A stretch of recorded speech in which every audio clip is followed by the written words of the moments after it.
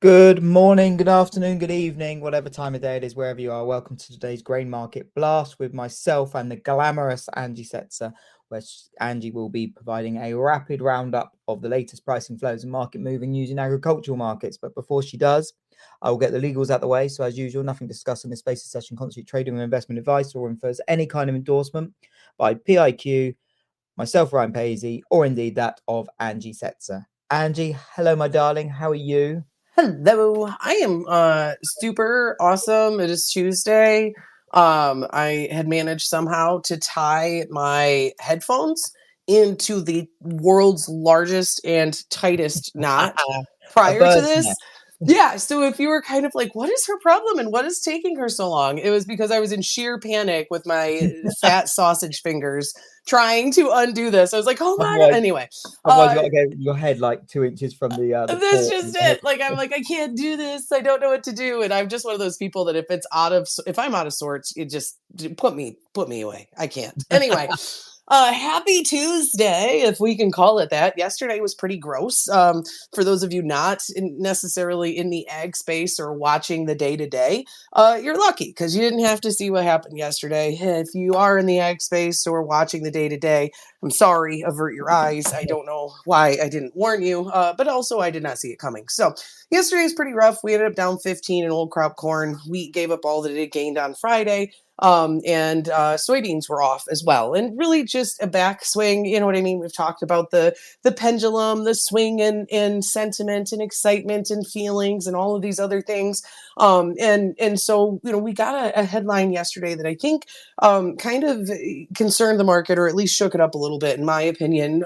You saw that come out of Kyoto, out of Japan, basically, where they had said that they had gone to the U.S. and been like, "Here's our presentation. Here's what we want to do for trade. Here are all the ways that we want to work together. Yeah. We're talking about pulling all of these tariffs off, right?" And the US is like, that's cute. No, we're talking about the extra tariff. Like the only thing we're currently negotiating is this extra tariff. Where, not even necessarily, or at least there's confusion, it feels like, from some of these other countries, because you're talking about trade deals, you're talking about trade negotiations, you're talking about these reciprocal tariffs and these other things.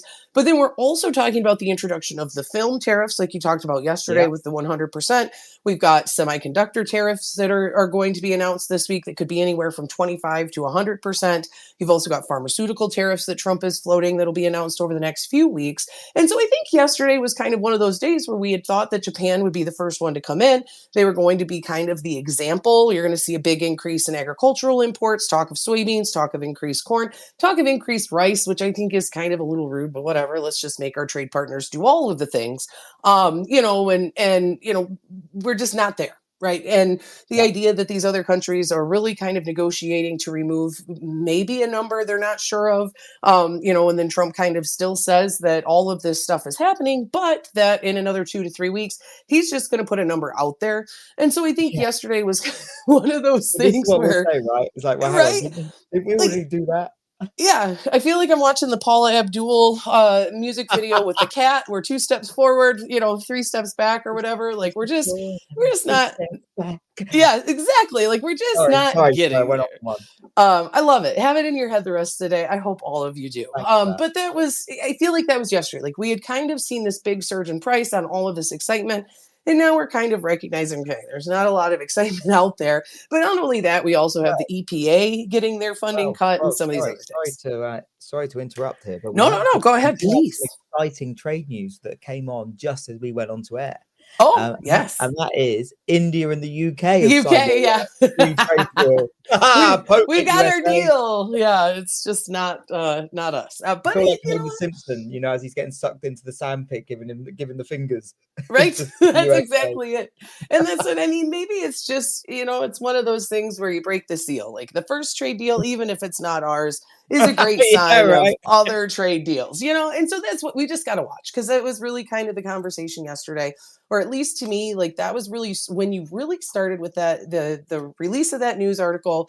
And a lot more of the talk was when you really started to see the grain sell off accelerate, a lot of money flow and things like that. But I think that was part of it. Just not a great day. We are seeing the EU will present its trade plan to the administration as well. With talk, they're offering increased purchases of U.S. goods by over 50 billion. Though what is it? There was one thing. Oh, they did say though, like if this doesn't work, like we have $100 billion worth of goods we intend to target with our tariffs on you.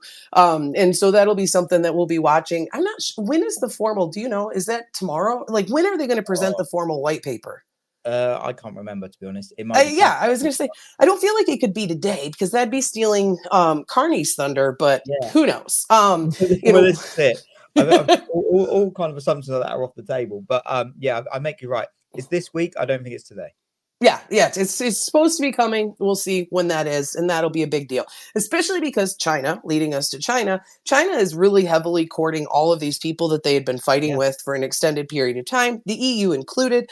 And so to see who kind of wins favor with the European Union first, to a certain extent, like China and the US obviously feel like they're in the position of power and that they're trying to bring someone in that's going to help them. But in reality, the EU Yeah. might be the one in the position of power right now, just simply because, both of these folks are. This space was downloaded via spacesdown.com. Visit to download your spaces today. Kind of fighting to court them at this point. And it makes sense. It's a big block of countries, 26, right? Is it 26, 27? 27.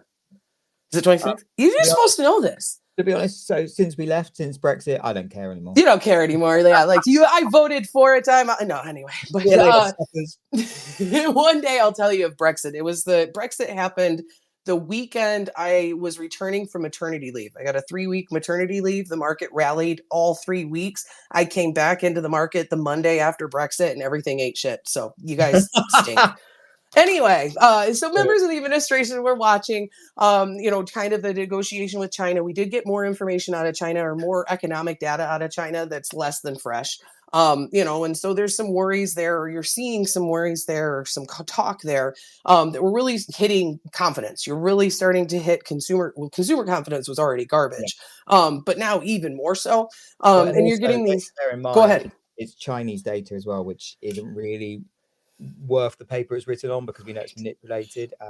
That's what's funny is if it's bad, if it's worse than expected, imagine how bad it actually is, right? Because it's not just me saying this. We know for a fact that the Politburo and they manipulate the data or massage the data, and when it does go against them to an kind of hideable extent, such as youth unemployment, which we saw last year, which kind of just got ridiculous, and then they said, well, fuck it, we're not going to post the data anymore. It's bad, we don't like it, it doesn't exist. Exactly. And so that's basically what we saw is what it wasn't manufacturing activity, it was services activity data. Manufacturing was last week, that was garbage. Services activity showed the biggest drop in like 7 months. And so you're just really seeing some signs that China is not going to handle this well. A lot of people say that the disruption in trade is one of those things where it'll lag, and you'll see certain similar signs in the US in another 3 to 4 weeks, but we'll see. I don't know. But we are watching that China negotiations, how China and the EU work their way together. Things that are super important, though, that aren't trade related, that will need to be watched. Weather has been less than ideal in parts of the country. Our friend Nico from AIQ posted this morning that they are looking to likely reduce their wheat production outlook for China in the next few days, or the few weeks. You are seeing, Henan issued a warning for the week ahead because of the heat, the lack of moisture, excessive wind. You're seeing satellite data really kind of go backwards. One of the things that's super important is that the wheat crop was anticipated to grow year over year. So that's not going to happen anymore, obviously, but we're not really sure how much the crop will be cut or what that means going forward. But we are seeing too much rain in other parts of the country, with talk that upwards of 30% of the total corn area is dealing with planting delays. And so China is not doing as well as what you would like to think, or as what, and if they run into a grain production issue, it plays into this phase one. I mean, one of the things that some folks tend to forget about is that in 2020, when you saw them come in and buy like 28 million metric ton of corn from the US, which was completely unheard of prior to that, they had kind of a couple years in a row of really bad production seasons. And it actually worked for them. They pleased the US. They needed to increase their flow. But one of the things that we have seen in China recently is that their domestic grain prices they found a bottom, started to move back higher, which is something that we hadn't seen. You basically have seen corn prices under pressure in China for the last year and a half. It went from like $10 a bushel corn to $7 or less. And it really cut into that import margin. So that'll be something that we'll be watching here, over the next few months. It's early yet, but not exceptionally early. Another 3-4 weeks, it's going to be too late. Like there'll be certain things that you can't fix. Maybe it'll improve. We have seen Ukraine's weather forecast, just kind of looking at global weather. Ukraine's weather has improved. They've been exceptionally dry. They're starting to see more in the way of rainfall. Areas that are really wet in the US, other than to the south, will start to dry out themselves. And really just kind of looking ahead, just your little potpourri of other things that we're watching. That weighed heavily on the market yesterday. I talked about it a bit. The cut to EPA funding that's being discussed, and worries over, we have, like I say, this pendulum, right? Like 2 weeks ago, we were going to have trade deals and increased biofuel blend rates and all of this. Now we're kind of like, oh God, he's cutting the funding to the EPA. No one's from the administration has confirmed we're going to see these increased blend rates. And so we've flipped back the other way. We'll be watching that.